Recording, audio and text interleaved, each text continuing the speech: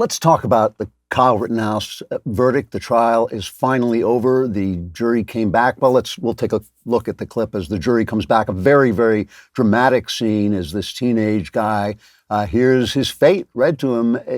A trial. I've covered many trials, and the amazing, strange thing about a trial is it's just like theater. It is a ritual. It has a kind of sense of unreality about it, and then suddenly it becomes very real indeed as a teenage boy sees his life being decided by a jury of his peers. And here's the moment when Kyle Rittenhouse heard the news. State of Wisconsin versus Kyle Rittenhouse. As to the first count of the information, Joseph Rosenbaum. We, the jury, find the defendant, Kyle H. Rittenhouse, not guilty. As to the second count of the information, Richard McGinnis. We, the jury, find the defendant, Kyle H. Rittenhouse, not guilty. As to the third count of the information, unknown male, we, the jury, find the defendant, Kyle H. Rittenhouse, not guilty. As to the fourth count of the information, Anthony Huber, we, the jury, find the defendant, Kyle H. Rittenhouse, not guilty. As to the fifth count of the information, Gage Grosskreutz, we, the jury, find the defendant, Kyle H. Rittenhouse, not guilty. Members of the jury, are these your unanimous verdicts? Is there anyone who does not agree with the verdicts as read? Would you wish the jury polled? No. Okay. Very touching moment as the kid collapses with emotion. Who could blame him?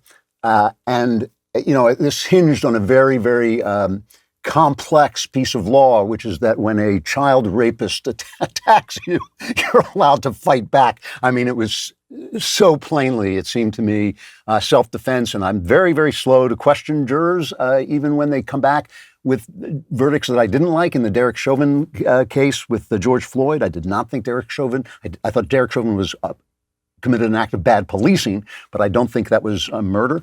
But I rarely question jurors because I know if I wasn't there, I wasn't seeing the full trial. I was just, even if you watch every minute on TV, it's not the same thing. But this seems to me very much justice. And more than that, which I take particular pleasure in. I mean, I'm glad for the lad himself, but I take particular pleasure that this is a brutal slap in the face of the media. The media, and if it's greeted by riots, and I'm not saying that's going to happen, but if it's greeted by riots, I think that Democrats will pay a political price, an unbelievable political price, because I think this narrative that the Democrats sold and the press sold, but I repeat myself, the media sold, was so corrupt, was so dishonest that anyone could see it. They act as if they're shrouded in mystery. They act as if some cloud of unknowing covers their corruption. It is amazing what corruption does to the human mind. And we're talking about the fact that when you stop making sense, you know something's wrong. And when you stop making moral sense, you know something's wrong. And if you stick to it, you lose your honor. Now, the thing about this was that all the talk about white supremacy, it's interesting because there's this trial going on in Georgia for this Arbery trial where I think that's a lot more doubtful. I've never been happy with that case. I've always thought that maybe those guys really, really did a bad thing. You could have made that case, but here, I mean, how do you call it white supremacy when a kid shoots 3 white people attacking him, kills 2, wounds 1, but they're all attacking him and they're all white. But it doesn't matter anymore. Think about this for a minute. Larry Elder runs for governor in California, and the LA Times, the biggest paper in the state, calls him the black face of white supremacy. When Ralph Youngkin won in Virginia, and his lieutenant governor, Winsome Sears, a black woman, former Marine. That website 538 ran this kind of babbling insanity, saying, well, sometimes white supremacists vote for black people. They defeated Terry McAuliffe, who's like the oldest, whitest man in America. I mean, the guy is just an aging snowball with legs, So they're not talking sense anymore. And that really happens to you if you don't try to make sense, if you don't search for the hidden truths of life, if you don't act like Philip Marlowe in your philosophy, seeking out those truths and trying to behave with honor, you become this twisted, ugly thing. And this is a genuine slap in the face. The judge had to ban MSNBC because they were following jurors around, an absolutely despicable thing to do. You know, Matt Walsh was on Twitter saying that the press in this country should be put in prison. And people were saying, how could he say that? And I thought, no, I don't want the government to have the power to put reporters in prison. But do they belong in prison? The hell yes, they do. I mean, this is absolutely despicable. The word racism, which is a real thing, you know, racism is a real thing. People really suffer from it.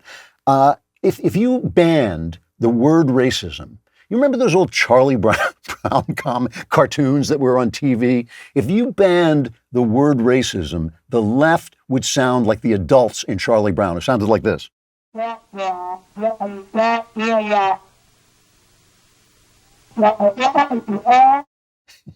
they have no arguments. So it just be wah, wah, wah, wah, wah, because they don't have anything to say. And the word is now meaningless because they use it to mean stuff we don't like or stuff people who disagree with us, and it has become rote, you know.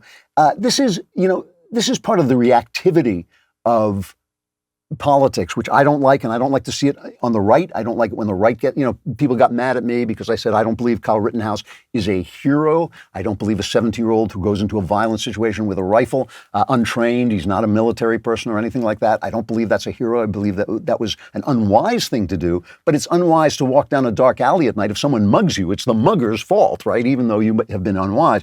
But I feel like we react to things, and what we are reacting to is this unbelievable, mind-stopping corruption. You know, how did this thing start? I mean, I want to go back to this. How did this thing start? It started with a criminal being shot by the police while he was threatening a cop with a knife. So the cop was the hero. And how did the violence come about? Let's listen to what Democrats have been saying in this country for years, really, since Trump was elected. This is cut 10. I just don't even know why there aren't uprisings all over the country, and maybe there will be. People need to start taking to the streets. This is a dictator. You know, there needs to be unrest in the streets for as long as there's unrest in our lives. Enemies of the state. Show me where it says that protests are supposed to be polite and peaceful. Do something about your dad's immigration practices, you feckless. When they go low, we kick them. How do you resist the temptation to run up and wring her neck? The biggest terror threat in this country is white men, most of them radicalized up to the right. I thought he should have punched him in the face. I said, even if you lost, he insulted your wife. Yes. He came down the escalator and called Mexicans rapists and murderers. He said, well, what do you think I should have done? I said, I think you should have punched him in the face and then gotten out of the race. You would have been a hero. I'd like to punch him in the face. I said if we were in high school, I'd take him behind the gym and beat the hell out of him. Punch some people in the face! When was the last time an actor assassinated a president? They're still going to have to go out and put a bullet in Donald Trump, and that's a fact. Jeez Louise. And they wonder why the cities burn, and then the cities burn. They say it's mostly peaceful, like the Democrat Party. If you like the great content you get here, and who wouldn't, it is great content, like us and subscribe.